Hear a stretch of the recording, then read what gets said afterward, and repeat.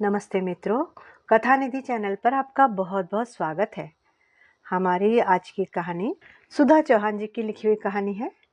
कहानी का नाम है सरप्राइज।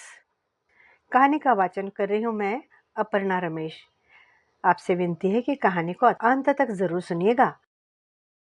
अभी पिछले हफ्ते ही इन दोनों की विवाह की 51वीं वर्षगांठ उनके बेटा बहू यानी कि राजू और मेहा ने बड़े धूमधाम से मनाया था। उसी की बात बता रही हूँ। तो एनिवर्सरी के अगले दिन बहू तो अपने बच्चों को लेकर मायके चली गई थी। राजू अपने माता पिता यानी मालती जी और सुधीर इनको लेकर मॉल में गया। वहाँ उसने उनके लिए बहुत सी शॉपिंग की। उनके लिए नए कपड़े खरीद लिए, शूज़ और चप्पलें खरीदी, चश्मे भी बनवा दिए नए वाले। इतना ही नहीं, उनके लिए नए नए टूथब्रश और कंघी तक खरीद ली। इतने समय में दोपहर हो गई थी, इसलिए वो उन्हें बढ़िया से होटल में खाना खाने ले गया। खाना खाने के बाद में उनकी पसंदीदा सिनेमा बाय चांस इस समय किसी सिनेमा हॉल में लगा हुआ था, तो उन्हें वो सिनेमा दिखाने के लिए ले गया। पिक्चर खत्म होने के बाद में उन्होंने एक बगीचे में जाकर कुछ देर बगीचे का आनंद उठाया। उसके बाद में पानी पूरी, भेल, आइसक्रीम इनका आनंद उठाया। तब तक 8 साढ़े 8 बज चुके थे। राजू ने अपने माँ मालती जी से पूछा, मामा अभी और कुछ खाने पीने की इच्छा है? डिनर करने कहीं चले? कहाँ चलना है डिनर करने? लेकिन सुधीर जी ने अपने पेट पे हाथ रखते हुए कहा, बस बेटा, आज का कोटा तो ओवर हो गया है। मैं तो अब और कुछ नहीं खाऊंगा। मालती जी भी बोली, हाँ बेटा, आज तो बहुत ज़्यादा खा लिया है। सुबह का नाश्ता घर से करके निकले थे, दिन में लंच किया बाहर, फिर पिक्चर हॉल में भी समोसे ले आया था तू, वो भी खा लिया। शाम को फिर कितना खा लिया। अब हम तो नहीं खा सकते बेटा और। हाँ, लेकिन तुम्हारे लिए कुछ लेना है तो ले लो, तुम खा लो, फिर चलते हैं। लेकिन राजू को भी कोई खास भूख नहीं थी, इसलिए वो बोला, मैं तो घर चल के अब दूध पीऊंगा और सो जाऊंगा। तब तीनों घर लौट आए। पूरा दिन खूब मजे में खुशी में बीता था। मालती जी से न रहा गया। वे बोली, राजू बेटा, तू कितना खर्चा करता है रे तू हमारे पर। बहुत मजा आया लेकिन। राजू बोला, मम्मा और पापा, अभी आपके विवाह के एनिवर्सरी का सेलिब्रेशन खत्म नहीं हुआ है। ये मत समझना कि खत्म हो गया है। कल हम लोग पाताल पानी और वांचो पॉइंट देखने जाने वाले हैं, तो कल का दिन भी हमारा दिन भर बाहर ही निकलने वाला है। अब आज अच्छे से आराम कर लो तुम लोग। कल सुबह थोड़ा जल्दी उठ के निकलेंगे घर से तैयार होके। और हाँ, परसों का दिन हमारा मांडव में बीतने वाला है। धार और मांडव इन दोनों जगहों पर घूम कर आएंगे परसों। माँ और पिता बोले, बेटा इतना क्यों कर रहा है खर्चा? राजू ने कहा, अरे तुम खर्चे की फिक्र मत करो, आराम से घूमो फिरो। 51वीं सालगिरह कोई यूं ही नहीं मन जाती है। इतना कह के राजू सोने के लिए चला गया। अगला दिन भी बड़े मजे में बीता। वांचू पॉइंट, पाताल पानी घूम घाम के वे लोग रात में ही लौटे। शाम आते आते थक गए थे माता पिता दोनों। मालती जी ने रात में बेटे से पूछा, अब बेटा कल और मांडव की ट्रिप क्यों रखी है तुमने? न जाते, वैसे भी थकावट हो रही है। नहीं नहीं मम्मा, चलना पड़ेगा, मैंने सब कुछ बुकिंग करके रखी हुई है। इतना कह के राजू सोने चला गया। तभी मोबाइल बजा। राजू का मोबाइल मालती जी के पलंग पर ही छूट गया था। मालती जी ने फोन उठाया। फोन देखा तो मेहा का फोन था। उनके हाथ से स्पीकर का पॉइंट दब गया। मेहा पूछ रही थी, राजू जैसा हमने तय किया था वैसा शॉपिंग वगैरह हो गया? तुम लोग वांचू पॉइंट और बाताल पानी घूम के आ गए? उसके आगे वे कुछ बोलती, राजू को आवाज देती, उसके पहले ही उन्होंने सुना मेहा कह रही थी, और सुनो राजू, कल सुबह धार के पास वाले वृद्धाश्रम में उन्हें ले जाना है, भूलना मत। और हाँ, उन्हें इस बात की जरा भी आइडिया मत आने देना। ये उनके लिए एकदम सीक्रेट रखना, सरप्राइज। मालती जी से आगे न सुना गया। उन्होंने तुरंत फोन बंद कर दिया और राजू को आवाज दी कि तुम्हारा फोन यहीं छूट गया, राजू ले जाओ। राजू आकर अपना फोन ले गया, लेकिन मेहा की बात सुनकर मालती जी और सुधीर जी दोनों को ही एक जोर का झटका लगा था। इस बात की तो उन्हें जरा भी आशंका न थी। आखिर इस तरह का निर्णय उन्होंने हमारे लिए क्यों ले लिया? ये निर्णय आखिर हमारे कलेजे के टुकड़े का है या बहू का? मन में कई सवाल उनके दोनों के उठने लगे। सुधीर जी ने धीरे से कहा, मालती, एक बात तुमसे मैं कहना भूल गया था। कुछ महीने पहले की बात है, जब मैं घर से बाहर से घर आया। उस समय राजू उसके दोस्त के साथ में हॉल में बैठा गप्पे लड़ा रहा था। लेकिन मेरे आते ही वे दोनों उठ के बालकनी में चले गए थे और बड़ी धीमी आवाज में बात कर रहे थे। उसका मित्र राजू को बता रहा था कि उसने जब से अपने पिता को वृद्धाश्रम में रख दिया, तब से उनके घर में होने वाला कलह कम हो गया और घर में काफी संतोष वाला वातावरण है। ये कहकर सुधीर जी चुप हो गए। मालती जी बोली, हाँ मैंने भी सुना है जी। राजू खुद ही बता रहा था कि उसके मित्र ने अपने पिता को वृद्धाश्रम में रख दिया है। लेकिन उनकी बात अलग है, हमारी बात अलग है। उसके मित्र के पिता तो अपनी जगह से उठ भी नहीं पाते थे। वे तो बिस्तर में थे, उनका सब कुछ बिस्तर में था।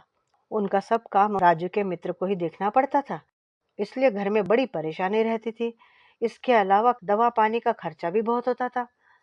लेकिन हमारा ऐसा कहाँ है जी, हम तो दोनों चलते फिरते हैं। आप कितना घर में काम संभाल लेते हो, बच्चों को पढ़ा देते हो, बच्चों को खिलाने बगीचे में ले जाते हो, बच्चों का स्कूल में ले जाने का काम आप कर लेते हो, बच्चों को स्कूल बस से उतार के घर आप ले आते हो, सब्जी भाजी लाने का काम आप कर लेते हो। और मैं तो नेहा को घर में किचन में पूरे समय मदद करती रहती हूँ। तो हम लोगों से इनको क्या परेशानी हो गई जो इन्होंने वृद्धाश्रम का निर्णय ले लिया। कहते कहते मालती जी की आंखें डबडबाई। हम लोगों से वो इतने बेजार क्यों हो गए, आखिर ऐसी क्या वजह हो गई। वैसे तो नेहा बहुत अच्छी है। अभी पिछले सप्ताह की बात है, सब्जी काटते हुए मेरी उंगली कट गई थी।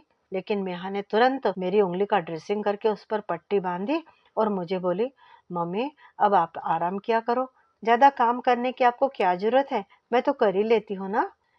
कितनी ममतामयी है नेहा। फिर भी सुधीर जी भी बोले, हाँ ये बात तो है, नेहा बहुत ममतामयी है, बड़े प्यार से सबका ख्याल रखती है। और राजू भी तो कितना अच्छा लड़का है, हमारी सारी जरूरतों का ध्यान रखता है। इतना ही नहीं, कितना प्यार से हमारे साथ में रहता है।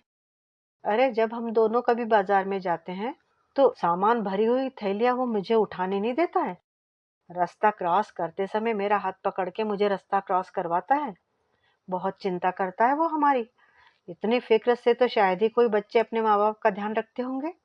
मालती जी भी बोली, हाँ आप बिल्कुल सही कह रहे हैं। अब उस समय मुझे जब बहुत फीवर चढ़ गया था तो मेरे सिर के पास अपनी कुर्सी लगा के बैठा था, मेरा हाथ नहीं छोड़ रहा था, मेरा हाथ अपने हाथ में लेके बैठा था। नेहा घर में होने के बावजूद उसने भी 2 दिन की छुट्टी ले ली थी मेरे लिए। बिल्कुल सही कह रही हो तुम, सुधीर जी ने कहा। पर पता नहीं क्यों वो हमसे परेशान हो गए, किस वजह से वो हमारे लिए वृद्धाश्रम की बात सोच रहे हैं। 1-2 मिनट चुप रहने के बाद में मालती जी बोली, सुनिए जी, कुछ समय पहले मैंने नेहा को उसकी सहेलियों से बात करते हुए सुना था फोन पे। वो कह रही थी कि उसकी छोटी बहन उसके लिए रिश्ते देखने के लिए उसके माता पिता और बहन इसी शहर में आने वाले हैं। शायद हमारे रहने की वजह से उनको घर में अड़चन होगी, शायद इसीलिए वो लोग हमें वृद्धाश्रम में तो ना भेज रहे हैं। अच्छा, सुधीर जी बोले, हो सकता है फिर यही कारण हो। अरे लेकिन इतने से कारण के लिए हमें वृद्धाश्रम में भेजने की क्या जरूरत है। कुछ समय हम तुम्हारे भाई के वहां रह लेते, कुछ समय हम लोग मेरी बहन के यहाँ रह लेते। मालती जी बोली, मैंने तो सुना है कि वृद्धाश्रम में अच्छी व्यवस्था नहीं रहती है, गंदगी भी रहती है और लोगों के हाल बेहाल हो जाते हैं। मैं राजू से सुबह कल कह के देखती हूँ कि कुछ और रास्ता निकलता है क्या। ये वृद्धाश्रम यानी तो बहुत ही। सुधीर जी बोले, अरे नहीं नहीं, इस तरह से उससे भीख मांग के, उससे विनती करके अगर हमें कुछ मिल भी गया तो उससे तो अच्छा है कि न मिले। चलो बहुत रात हो गई है, कल सुबह निकलना है यहाँ से, सो जाओ अब जो भुगतना होगा सो भुगतेंगे ही सही। दोनों अपनी चादरें ओढ़ के आंखें बंद करके सोने का प्रयत्न करने लग गए। अभी दोनों की भी आंखें बंद भले ही थी लेकिन उन्हें नींद नहीं आ रही थी। फिर सुधीर जी बोले, जग रही हो क्या। हाँ जी, कहाँ नींद आ रही है। तो सुनो, एक बात कह रहा हूँ, ध्यान रखना। राजू को ये बात समझ में मालूम नहीं होनी चाहिए कि हम उसका और मेहा का प्लान समझ गए हैं, वृद्धाश्रम वाला। उनका इस तरह से हमारे साथ कपट करके रहना, धोखा देना, उनके ऊपर जाहिर नहीं करेंगे। कि हमें मालूम पड़ गया है। आखिर भगवान की जो इच्छा होगी वही होगा, उसी में हमें संतोष मानना चाहिए। सुनिए जी, सो गए क्या? अरे हाँ बाबा, मुझे भी कहाँ नींद आ रही है। सुनिए ना, हम वृद्धाश्रम में जाएंगे रहने, तो क्या राजू और मेहा बच्चों को लेकर हमसे मिलने आया करेंगे कि नहीं आएंगे? कभी बच्चों के जन्मदिन के अवसर पर तो वे हमें अपने घर में लाएंगे। रहेंगे नहीं हम, लेकिन कम से कम बच्चों का कौतुक देखने की तो हमारे मन में इच्छा ही होगी ना। हम यहाँ आएंगे और बच्चों को आशीर्वाद दे के चले जाएंगे, भले ही हम यहाँ पे कुछ खाएंगे पिएंगे भी नहीं। क्या करें, कुछ समझ में नहीं आ रहा है। मैंने तो कभी सोचा भी नहीं था कि राजू, मेहा और हमारे पोतों के बिना हमें कभी रहना होगा। 1 मिनट ठहर के उन्होंने फिर कहा, सुनिए जी, सो गए क्या? एक बात पूछनी थी। अरे हाँ बाबा, पूछ लो, तुम्हारी एक बात खत्म होती है कभी? कम से कम हमारे मौत के बाद हमारा दाह संस्कार करने तो भी राजू आएगा कि नहीं जी? सुधीर जी बोले, अरे उसके ऊपर इतना तो भरोसा रखो, इतना भी बुरा नहीं है वो, इतना भी कठोर नहीं है। यही सोचेगा कि चलो बला से पीछा तो छूटा, ये सोचकर ही आ जाएगा। एक बात मैं भी तुमको बता देता हूँ, सुनो मालती। क्या जी? यही कि अगर तुम पहले चली गई तो मैं तुम्हारा दाह संस्कार कर दूंगा, राजू नहीं आया तो। और अगर मैं पहले गया तो मेरा दाह संस्कार तुम करना। मालती जी बिलखने लगी, आवाज दबा के रोने लगी। अरे इसमें रोने की क्या बात है? मालती जी बोली, आप कहाँ से कहाँ तक पहुंच गए जी? अब ये बात तो सारी सोचनी ही पड़ेगी ना। और अगर हम दोनों एक साथ ही मरे तब? अब इस बात का सुधीर जी ने कोई जवाब नहीं दिया। हो सकता है कि उन्होंने जवाब देना सही नहीं समझा, या उनकी आंख लग गई होगी। सुबह दोनों जल्दी तैयार हो गए। राजू बहुत बढ़िया मूड में था और काफी देर तक बतिया रहा था, लेकिन उसके माता पिता दोनों ही एकदम चुप चुप थे। रास्ते में दोनों तरफ खूब हरियाली थी, ठंडी हवा भी बह रही थी। माहौल बहुत अच्छा था, पर दोनों माँ बाप, उनके मन का माहौल बहुत खराब था। वो विषाद की मूर्ति बने हुए थे।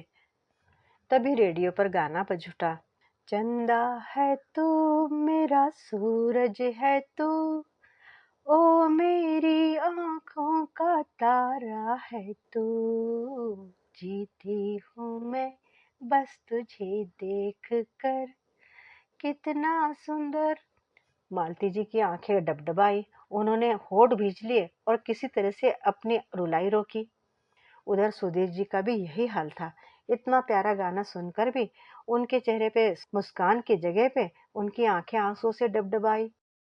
जब वे वृद्धाश्रम पहुंचे तो वहां के मैनेजर ने राजू के माता पिता का स्वागत उनके हाथों में गुलाबों का फूल देके किया।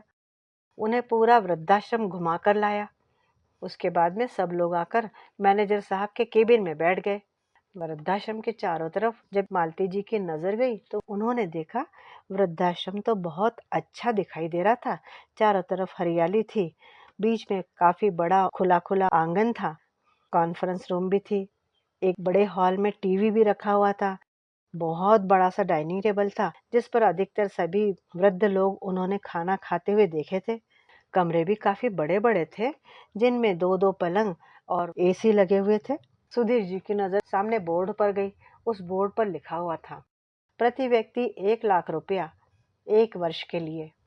मैनेजर साहब ने चाय पीते हुए कहा, सब कुछ तैयार है, चलिए हम चलते हैं। सुधीर जी और मालती जी ने अपने मन को बड़े प्रयास से वृद्धाश्रम में रहने के लिए अब तैयार कर लिया। उन्होंने सोचा, अब आ गई है घड़ी। मैनेजर साहब उनको लेकर मीटिंग हॉल में पहुंचे। मीटिंग रूम में 35-30 लोग बैठे हुए थे। राज ने आगे आकर कहा, ये वृद्धाश्रम मेरे माँ पिता को बहुत अच्छा लगा है ना माँ, है ना पिताजी? राज ने गर्दन घुमाकर मालती जी और सुधीर जी की तरफ देखा। वे दोनों किसी तरह से अपने रुलाई रोके हुए थे। उन्होंने बड़ी मुश्किल से अपने आंखों के आंसू छुपाते हुए धीरे से गर्दन हिला दी। राज ने उन दोनों का हाथ पकड़कर उन्हें आगे बुलाया। उसके बाद में उनके हाथों से 2 लाख रुपए का चेक मैनेजर साहब को अर्पित करवाया। उपस्थित जनों ने खूब जोर जोर से तालियां बजाई। उन तालियों की आवाज में मालती जी और सुधीर जी, इन दोनों की रुलाई की आवाज दब कर रह गई। कुछ देर बाद राजू ने कहा, मैनेजर साहब निकलते हैं, और मैनेजर साहब से हाथ मिलाया। इस पर मालती जी धीरे से बोली, राजू बेटा संभल के जाना, धीरे धीरे जाना, गाड़ी आराम से चलाना, और घर पहुंच जाओ ना तो एक फ़ोन करके हमें बता देना। क्या मतलब? ये क्या कह रहे हो मम्मी तुम? मुझे अकेले यहाँ से रवाना कर रही हो क्या? सुधीर जी ने चौंकते हुए पूछा। क्या मतलब? क्या हमें भी तुम्हारे साथ वापस आना है? Of course, by all means, ये भी कोई पूछने की बात हुई? तो फिर ये 2 लाख रुपए जो तुमने हमारे लिए मैनेजर साहब के हाथों में दिए, वो... अरे मम्मी पापा, क्या बहुत कह रहे हो आप लोग? वो तो तुम्हारे विवाह की 51वीं वर्षगांठ के उपलक्ष्य में आप दोनों के हाथों से मैंने वृद्धाश्रम को डोनेशन दिया है। चलिए, हम लोगों को वापस जाना है घर पे। मालती जी और सुधीर जी दोनों के लिए ही ये एक बहुत ही सुखद सरप्राइज था, सुखद धक्का था। दोनों की ही आंखों में आंसू थे, लेकिन अब आंसू खुशी के थे। कार घर की तरफ चल पड़ी। तभी मेहा का फोन आया। हेलो राज, कैसा रहा कार्यक्रम? जल्दी आओ वापस आप लोग, मैं और बच्चे यहाँ घर पहुँच गए हैं और तुम लोगों का इंतजार कर रहे हैं। और हाँ सुनो, रास्ते में आते हुए भंवरी लाल से मम्मी और पापा को मूंग के भजिए और आइसक्रीम जरूर खिलाकर लाना, उन्हें बहुत पसंद है वो। नेहा की बात मालती जी और सुधीर जी को भी सुनाई दे रही थी। दोनों के मन में जैसे खुशियों का मोर नाच रहा था। अब उन्हें अपने पोतों से जुदा नहीं होना होगा, ना बेटे और बहू से, ना ही उनका घर छूटने वाला था। उनके मन से आशंकाओं का बादल छट गया था और वापसी का रास्ता बड़ा ही सुखकर था। रेडियो पर गाना बज रहा था। आ उंगली पकड़ के तेरी, तुझे मैं चलना सिखलाऊं, कल हाथ पकड़ना मेरा, जब मैं बूढ़ा हो जाऊं। तो मिला तो मैंने पाया, जीने का नया सहारा, मेरा नाम। गाना सुनते सुनते मालती जी और सुधीर जी दोनों एक दूसरे की तरफ देखकर मुस्कुरा पड़े। मित्रों, यहाँ कहानी समाप्त होती है। बताइए आपको कहानी कैसी लगी? उम्मीद करती हूँ कि अच्छी लगी होगी, तो एक लाइक ज़रूर कीजिएगा। इतनी अच्छी कहानी लिखने के लिए लेखिका को बहुत बहुत धन्यवाद। क्या राजू और मेहा ने वृद्धाश्रम में ले जाने की बात गुप्त रखकर अच्छा किया, सही किया? कभी कभी इस तरह का सीक्रेट अधूरा मालूम पड़ने पर किसी को सदमा भी पहुंच सकता है। मुझे तो ऐसा लगता है कि बड़ी बड़ी बातों का सीक्रेट न रखने की जगह उसे ओपनली बोल देना चाहिए, जिससे वे उस दिन की घटना को अच्छे से एंजॉय कर पाते। इस विषय में आपका क्या कहना है? कमेंट बॉक्स में ज़रूर लिखिएगा। अगर आपको लगता है कि राजू और मेहा ने सही किया तो वो भी लिखिएगा। चैनल पे नए हैं तो चैनल को भी सब्सक्राइब कर लीजिएगा। मिलती हूँ जल्दी ही। कहानी सुनने के लिए बहुत बहुत धन्यवाद। आपका दिन शुभ हो।